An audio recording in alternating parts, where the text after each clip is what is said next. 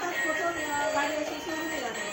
आता बघा compulsory sir काय नाही गोतो गोष्टी संडासात आता आणि खूप आरोग्य चांगले आहे आणि सुद्धा होईल आणि लोकांकडे घरात आपलं संडास सोडून देतात.